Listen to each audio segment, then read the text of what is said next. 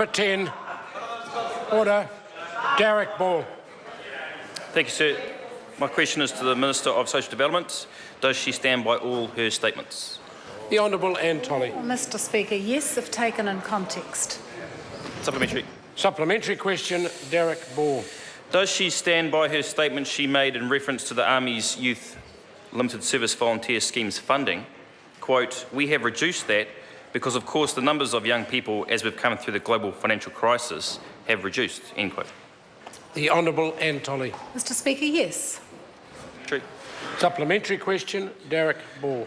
Why is the Minister quoting falling youth unemployment, which currently sits at 64,000, as a reason to reduce funding to LSV scheme, when in 2010 her ministry is quoted as using the exact same youth unemployment figure of 64,000 as a reason to actually increase the funding to the scheme?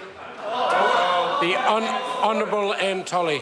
Mr. Speaker, because the number of young people on a benefit has fallen as the economy has recovered from the global financial crisis. And I've just quoted to the member in the answer to the previous question, which I'll repeat again, that the numbers have dropped by 23% by those young people who were receiving a main benefit in 2010. The important thing with the LSV scheme is that we get the right young people going through that scheme and work with employers to make sure that they are able to go into work or work preparation at the conclusion of that scheme.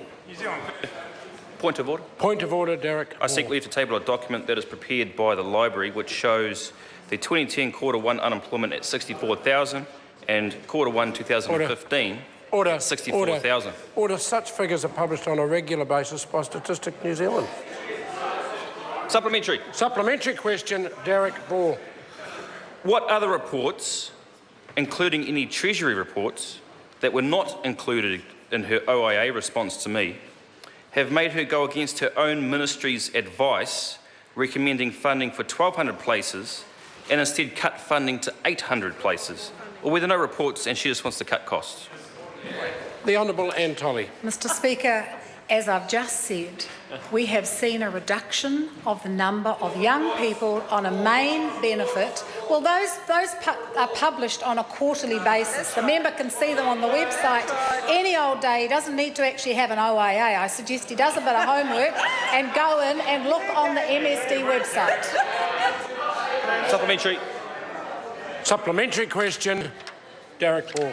How can she justify reducing the funding when in 2014 of the over 1,300 LSV trainees, 80% graduated from the course and 60% moved into employment and training, compared with her alternate youth guarantee scheme, where just 60% and in 2013 just 52% graduated with level 2, of which a portion never moved into any employment at all?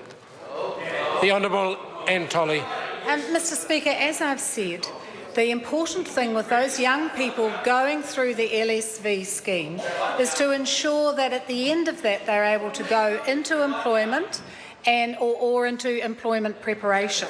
And we've been working very hard with employers to make sure that that is a good transition from that scheme. That means we have to be very careful about the young people that we actually put onto that scheme, because if they fail in that, it can set them back quite considerably in the process. Question number 11,